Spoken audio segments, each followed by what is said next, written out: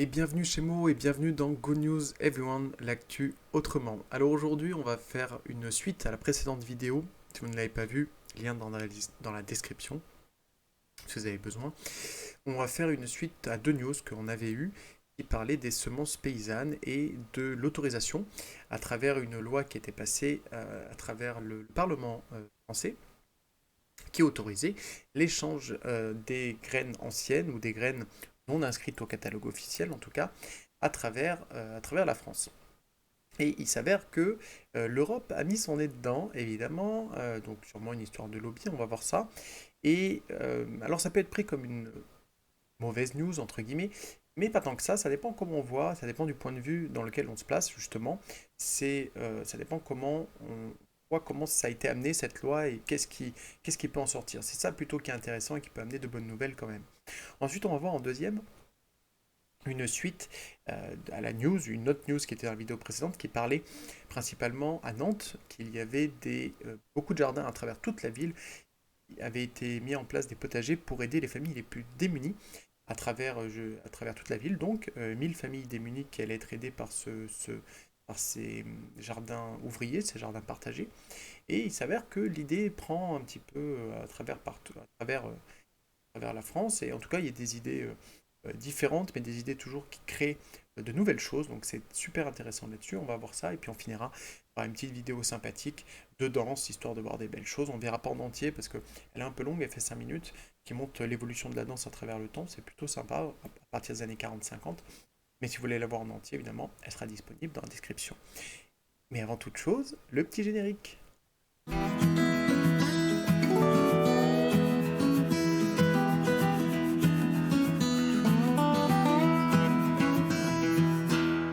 Good news, everyone!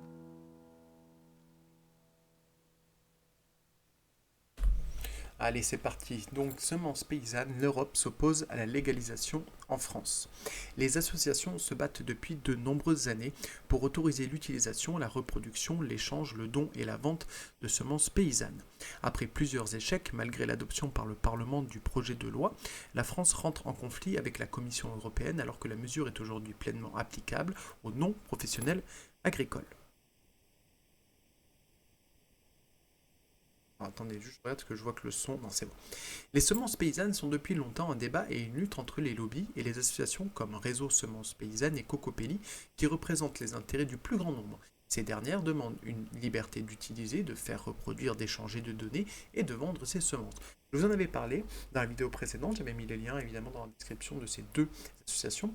On va les voir juste après pour montrer un petit texte d'ailleurs qu'il y a sur Cocopelli, mais on va voir les deux pour que vous ayez une petite idée.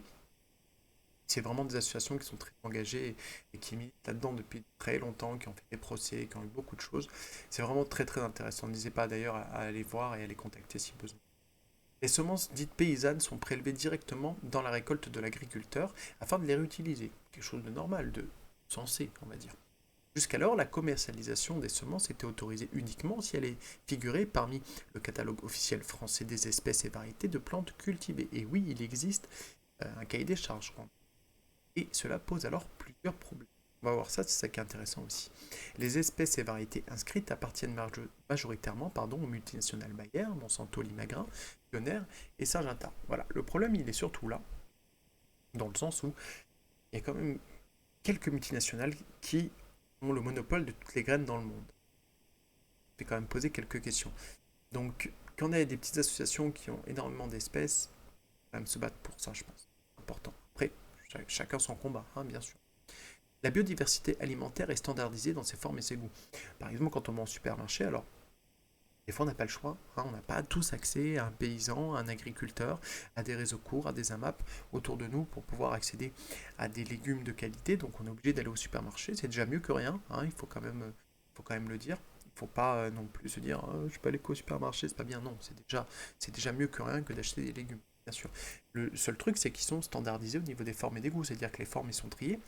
Quand on regarde différentes, par exemple, quand ils vont passer dans les usines ou ce genre de choses, ou dans les centres pour les mettre en paquet, par exemple, ou pour les amener, les acheminer, les moches, entre guillemets, les un peu abîmés sont mis de côté. Donc ça, c'est un peu dommage. Et par contre, au niveau des goûts, ils sont tous standards. Achetez la même tomate 10 fois, vous allez avoir plus ou moins le même goût, quoi. C'est pas de saveurs différentes. Ça qui est un peu dommage, mais c'est comme ça. Une grande partie des semences cultivées disparaissent et ou sont moins adaptables au terroir, aux pratiques, aux moissons, au changement climatique. Plusieurs propositions de loi ont déjà essayé de corriger ce monopole. La mesure pour la vente libre de semences reproductibles à des utilisateurs non professionnels a déjà été adoptée 2 fois, mais abandonnée à 2 reprises par la suite, censurée par le Conseil constitutionnel. Le Conseil constitutionnel est le plus haut niveau de justice, entre guillemets, hein, où il y a seulement une poignée de personnes qui décident pour tout le monde. C'est bien, pas bien, à vous de voir. Le 10 juin dernier, cette loi est à nouveau votée par le Parlement et devient applicable quelques jours après. Mais cette fois, c'est la Commission européenne qui s'oppose à cette mesure, contraire, selon elle, au droit européen. Oui, en gros, les copains des lobbies ne peuvent pas vendre leurs trucs. Pas de droit européen, c'est n'importe quoi. Enfin, si, il y a un droit européen, mais bon, vous avez compris. Les échanges de semences, même avec des jardiniers amateurs, doivent être soumis aux contraintes prévues par des directives européennes. C'est ça l'Europe. La loi était déjà officiellement applicable. La France est désormais en conflit avec la Commission européenne qui demande au pays de l'abandonner une fois de plus. Alors, pourquoi ça peut être une bonne nouvelle? Enfin, pourquoi c'est une bonne nouvelle? Parce que c'est sûr, quand on voit ça, on se dit, ah, c'est encore été... euh, c'est passé à l'as, c'est encore... ça sert à rien. Alors non, parce que déjà, ça fait 3 fois. Ça fait 3 fois que cette loi elle passe. Ça veut dire qu'il y a des gens qui se battent. C'est-à-dire qu'il y a des gens qui sont là, qui vont toujours plus loin dans la proposition de loi et qui essayent de faire passer des messages et des choses pour le plus grand nombre. Là, ça, c'est une première chose. La deuxième chose, c'est que cette fois, le Conseil constitutionnel n'a rien dit. C'est pas lui qui a cassé les pieds, et je reste poli, hein, les pieds, il faut rester poli bien entendu, mais c'est l'Europe. Alors, c'est un peu plus contraignant que ce soit l'Europe, bien entendu, mais pourquoi pas, à voir comment ça va évoluer, hein. Il faut toujours rester un petit peu attentif à tout ça, mais pour moi c'est quand même pas mal, parce que dans tout ça, même si ça peut dire, comment dire, ça peut, euh, ça peut se faire dire, pardon, ah, bon ça sert à rien, il y a des gens qui le font, qui se battent pour ça et qui y croient. Il y a quand même des associations, et c'est pour ça que je voulais revenir là-dessus, c'est quand même une bonne nouvelle, parce que malgré tout, vous pouvez quand même trouver ces semences depuis de nombreuses années, même si c'est illégal, incroyable. Mais les deux, ah, évidemment, hein, voilà. Réseau Semences Paysannes, par exemple, vous pouvez trouver tout dans la boutique, si vous allez sur la boutique, vous avez, alors vous avez différentes livres, vous avez différentes choses, des vêtements, des brochures, des DVD, là, qui vont vraiment vous aider à comprendre comment marchent les choses. Vous pouvez trouver beaucoup, beaucoup de choses et ça aide des agriculteurs, ça aide beaucoup de choses. Donc c'est vraiment bien. Ils expliquent énormément de choses, hein. On peut y aller. Ils expliquent le droit de la propriété industrielle, les OGM. C'est vraiment, vraiment très intéressant. Je vous laisse y aller. Il y a vraiment beaucoup de choses à creuser là-dessus. C'est vraiment un super site, une belle association. Et puis il y a Cocopelli. Cocopelli s'est aussi battu depuis de nombreuses années. Elle fait beaucoup de procès à travers la France. Eux, alors c'est sympa parce que quand on arrive sur le site, au mois de juillet, je sème et ils mettent les différentes choses qu'on peut semer pendant ce mois. Moi, je trouvais ça sympa quand on cherche comment faire.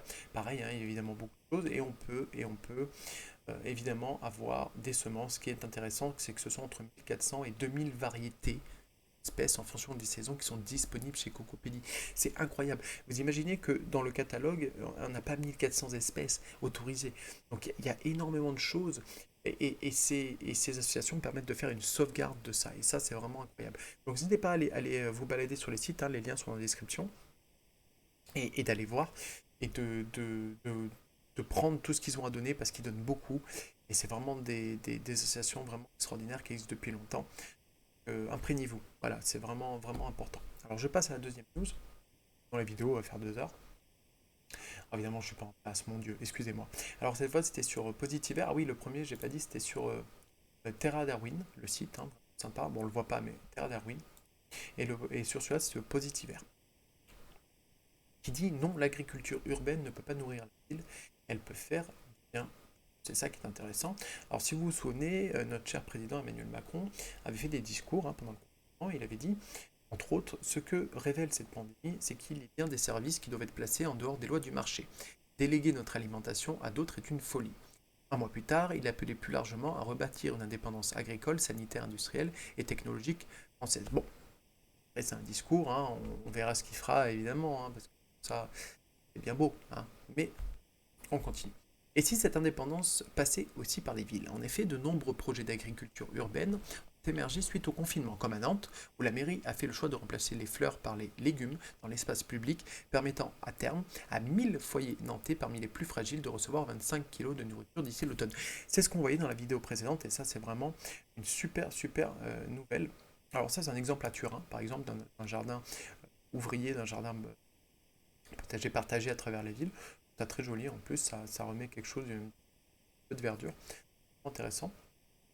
Au Havre, donc là c'est une nouvelle chose, c'est plutôt sympa aussi au Havre, même dynamique avec la mise en place d'un potager de 300 mètres carrés aux vertus éducatives cette fois-ci. Si le carré de verdure ne permettra pas de nourrir directement les habitants, l'ambition de la mairie est d'interpeller et de sensibiliser les Havrais en leur fournissant un modèle à reproduire chez eux lorsqu'ils disposent d'un lopin de terre.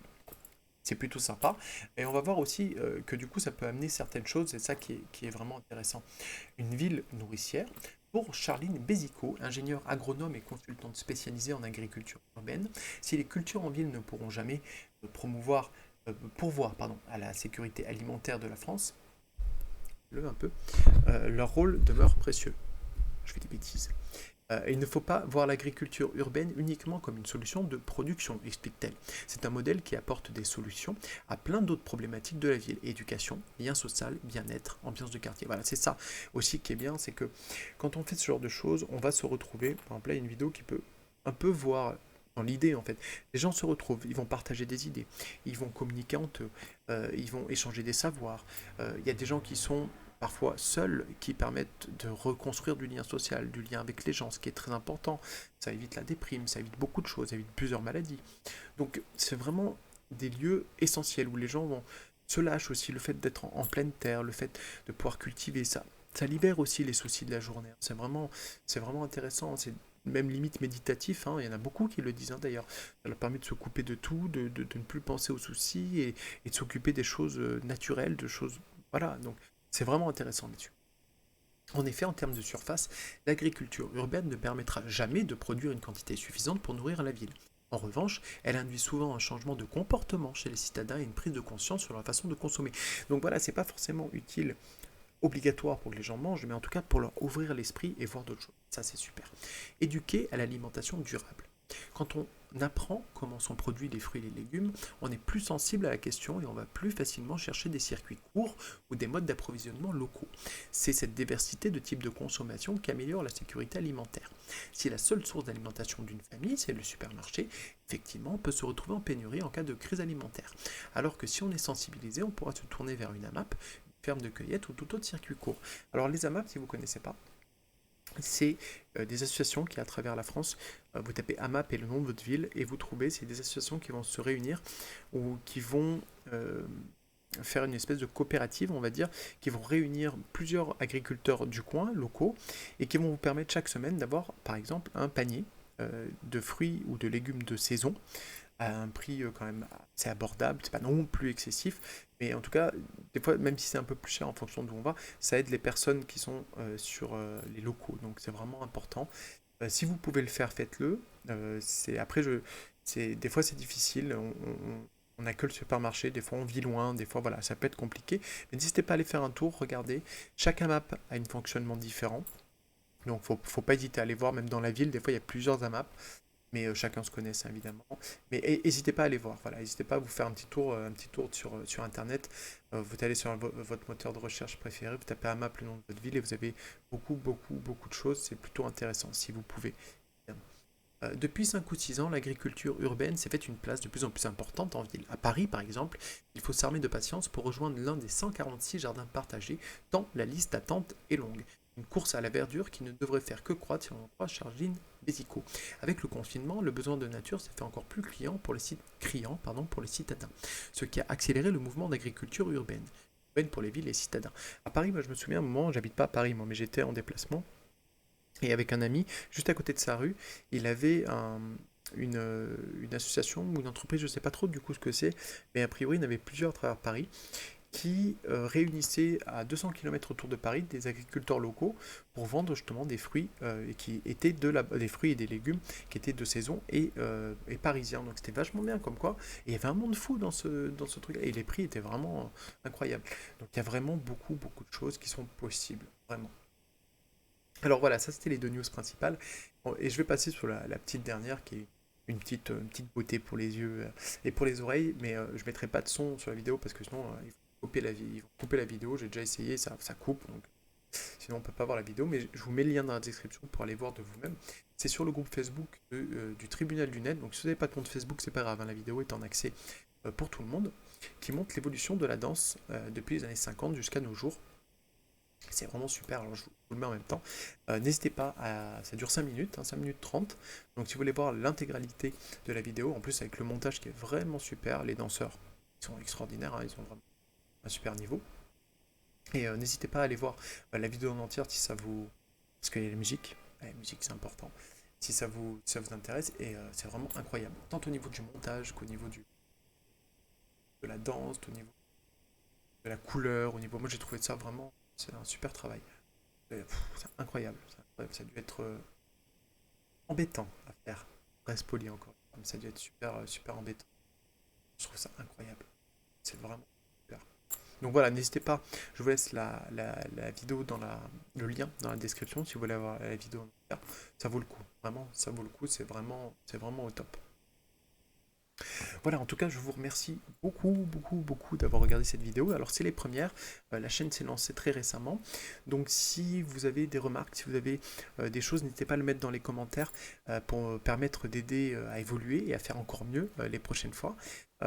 N'hésitez pas à faire une action sur la chaîne. Alors, quand je dis une action, c'est partager, faire un commentaire, liker, déliker, enfin, comment, non, pas déliker, je sais pas comment on peut dire, mais pouce rouge, pouce bleu, quoi, en gros. En fait, ou abonnement, ou etc. En fait, chaque action qu'on fait sur une chaîne permet à Google, à YouTube donc, de mieux référencer la chaîne. En fait, ça veut dire que l'utilisateur a fait une action sur la chaîne, ça veut dire qu'il a agi avec la chaîne, et le fait d'avoir une action permet d'aider que les vidéos soient mieux trouvables par les gens, et la chaîne mieux trouvable aussi. Donc voilà, c'est comme ça que ça marche, l'algorithme de YouTube. Donc si ça vous a plu, n'hésitez pas à faire une de ces actions, toutes les actions si ça vous va, hein. Moi il n'y a pas de problème bien sûr. Mais voilà, en tout cas encore une fois merci beaucoup. N'hésitez pas à donner vos impressions et je vous dis à la prochaine. Allez des bisous, à bientôt, au revoir.